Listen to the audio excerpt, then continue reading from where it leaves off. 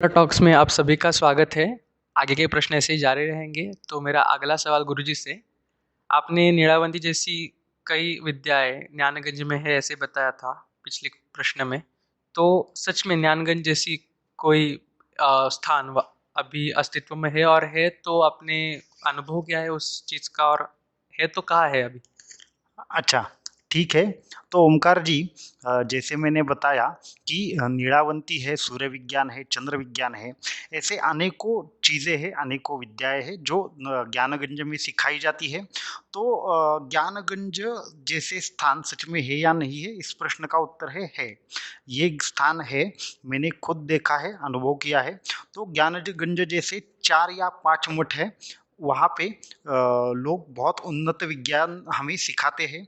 वहाँ पे बहुत सारे योगी लोग होते हैं, वो सिद्ध लोग होते हैं, जिनका जीवन मृत्यु के ऊपर संयम होता है, उनका कंट्रोल होता है। वहाँ पर जो आचार्य जी है, उनका तो जन्म और मृत्यु से वो इतने परे है कि पिछले 700 800 या 1000 साल से भी वो जिंदा है। तो उसके लिए वहाँ के जो लोग हैं, वो एक तो पूर्णतः सिद्ध पुरुष है। दूसरी चीज़ है कि मैंने खुद अनुभव किया है या नहीं किया है, तो मैं भी ज्ञानगंज होकर आया हूँ। मुझे उतना सौभाग्य नहीं मिला उतनी साल वहाँ तक रहने का, लेकिन हमारे जो गुरु थे वो खुद ज्ञानगंज से ही आते थे। उनकी कृपा से हमें सूर्य विज्ञान, चंद्र विज्ञान जो भी विद्याएं सीखने को मिली, तो उन्होंने हमें ज्ञानगंज के यहाँ पे वो लेकर गए थे। तिब्बत से आगे जाना पड़ता है, वो अत्यंत गुप्त स्थान है। वहाँ पर हमारे जैसे डायमेंशन नहीं रहता, वहाँ पर कुछ अलग माहौल है। और वहाँ पर जाने के लिए वहाँ के सिद्ध लोगों की जब तक आपके पास परमिशन ना हो, तब तक नहीं जा सकते।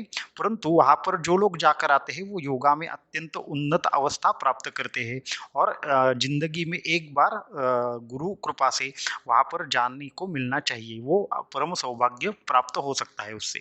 जी, आपने अभी बताया कि आपके गुरु के आशीर्वाद से आप ज्ञानगंज जैसी महान स्थान पे जा चुके हैं। तो मुझे ये पूछना था कि आपके गुरु जो थे, जो परम आदरणीय है, वो भी वेद विद्यालय में आपको सिखाते थे, और आप कोई और अलग वेद विद्यालय में थे, जहाँ पे आपने ये सभी सिद्धियाँ सीखी है?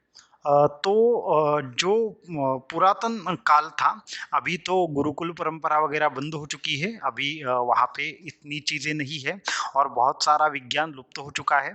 तो जिस वक़्त हम सब चीज़ें कर रहे थे, ये अध्यात्म विज्ञान वगैरह सीख रहे थे, तो उस वक़्त सामान्य गुरुकुल में भी इस तरह की विद्याएँ सिखाई जाती थी। और साथ में ही जो हमारे गुरु थे, वो सामान्य वेद भवन भी चलाते थे और साथ में ही वहाँ पर होकर आए थे। इसकी वजह से सामान्य वेद विद्यालय में ही 10वीं तक तो हमारा नॉर्मल जो एजुकेशन था वो हुआ। उसके बाद उनके साथ गुरुकुल में जितनी पढ़ाई हुई उतनी हुई, और उसके बाद ज्ञानगंज जैसे कुछ मठों से हमें अनुभव प्राप्त हुआ, और उसके बाद योगा में हमारी उन्नति हुई। तो मेरा अगला सवाल इसी से है कि आपने जो अभी विद्याएं बताई, और अलग-अलग विद्याएं जो आपने सीखी ज्ञानगंज से तथा अपने गुरुकुल से, तो हम जैसे अति सर्वसाधारण जो लोग हैं, वो उन विद्याओं को कैसे प्राप्त कर सके अभी, और इतने बिजी शेड्यूल में होके? अच्छा, तो ये देखिए कि ज्ञानगंज जैसे स्थान पर जाना हमारे हाथ में नहीं है। तो फिर मैं भी ये बहुत सालों से चाहता था कि सामान्य लोगों तक ये ज्ञान पहुँचे। सूर्य विज्ञान जैसी विद्याएँ हैं, चंद्र विज्ञान है, अद्भुत स्पर्शदायिनी रोगनाशक विद्या है। तो ये जो जितने भी ये योग के प्रकार हैं, या फिर विविध प्रकार की सिद्धियाँ हैं, मार्ग है, वो सामान्य लोगों तक पहुँचे। इसके लिए हमने 2 प्रकार के अभी कोर्स डिज़ाइन किए हैं। वो कोर्स के माध्यम से आप तक ये सारा ज्ञान पहुंच सकता है। सबसे पहला कोर्स है हमारा जो तंत्र मंत्र विज्ञान है, वो कोर्स है। और दूसरा अद्भुत स्पर्शदायिनी रोगनाशक विद्या और सूर्य विज्ञान का कोर्स है। ये दोनों कोर्स आपको यहाँ पे कहीं पे भी नहीं मिलेंगे, क्योंकि ये उन आचार्यों द्वारा हम पर की गई कृपा है। तो उसकी वजह से तंत्र मंत्र विज्ञान और सूर्य विज्ञान की मदद से आप वो सारी चीज़ें सीख सकते हैं। अगर आप में उतनी योग्यता है, जो भी साधक वो करना चाहे, तो वो अगर करे और उसकी प्रैक्टिस करे, तो उसको भी उस ज्ञान का अनुभव ज़रूर प्राप्त होगा। जी, आपने अभी बताया तंत्र मंत्र विद्या जैसे कोर्स है, और स्पर्शदानी विद्या का भी कोर्स आप ले रहे हैं। पर मुझे आप ये बता सकते हैं कि इस कोर्स से अभी फ़ायदा हम बिज़ी शेड्यूल वाले लोगों के लिए, क्योंकि जो बाहर है, जो विद्यार्थी दशा में है और जो बहुत आगे जा चुके हैं योगा में, उनके लिए इसके फ़ायदे क्या हो सकते हैं? अच्छा, तो ये प्रश्न बहुत अच्छा पूछा आपने कि इससे क्या फ़ायदा है? तो आप एक समझ लीजिए कि तंत्र मंत्र विज्ञान ये जो कोर्स है वो सिर्फ़ ऐसे लोगों के लिए लिमिटेड नहीं है। स्पष्ट रूप से मैं ये कहना चाहता हूँ कि ये कोर्स उन लोगों के लिए लिमिटेड नहीं है कि सिर्फ़ वो तंत्र मंत्र विज्ञान सीखना चाहते हैं, तंत्र विद्या सीखना चाहते हैं। बहुत सारे लोगों को लगेगा कि तंत्र मंत्र के कोर्स में हम आ रहे हैं, तो सिर्फ़ आपको तंत्र मंत्र रिलेटेड चीज़ें सीखने को मिलेगी। तो ये कोर्स किन लोगों ने करना चाहिए उसके बारे में भी मैं बताना चाहता हूँ कि अगर आपके लाइफ में फ्रस्ट्रेशन, डिप्रेशन, अगर मानसिक तनाव है तो भी आप तंत्र मंत्र विद्या का कोर्स कीजिए। वहाँ पे हम कुछ पावरफुल मेडिटेशन टेक्निक बताने वाले हैं। अगर आपके सामने कोई भी जीवन में ऐसी बहुत सारी समस्याएं हैं, जैसे आर्थिक समस्याएं या व्यावहारिक समस्या है, जैसे आपकी उन्नति नहीं हो रही, तो उन लोगों ने भी ये तंत्र मंत्र विज्ञान का कोर्स करना चाहिए। साथ में ही अगर आपको स्वयं को अनुभूति करनी है, स्वयं को अनुभव करना है, अगर आपको त्राटक सीखना है, रुद्राक्ष सिद्धि सीखनी है, यंत्र सिद्धि सीखनी है, तो फिर भी आप ये तंत्र मंत्र विज्ञान का कोर्स सीख सकते हैं, जिसके माध्यम से आप खुद को पूर्णतः स्वतंत्र रूप से पाएंगे।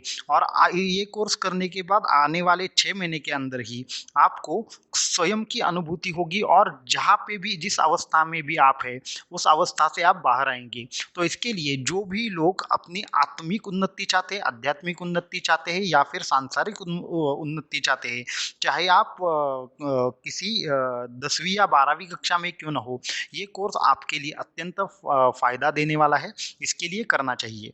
तो दूसरे कोर्स के बारे में भी बताना चाहूँगा कि अगर तंत्र मंत्र विज्ञान के साथ ही अद्भुत स्पर्शदायिनी रोगनाशक विद्या, इससे क्या फ़ायदा होगा? तो षटचक्र विज्ञान है, षटचक्रों की अनुभूति है, षटचक्रों का ध्यान है। साथ में ही हमारे सभी साधक जो भी ये कोर्स कर रहे हैं, उनके जितने भी हेल्थ इश्यूज़ है वो सारे के सारे क्लियर हो जाएँगे।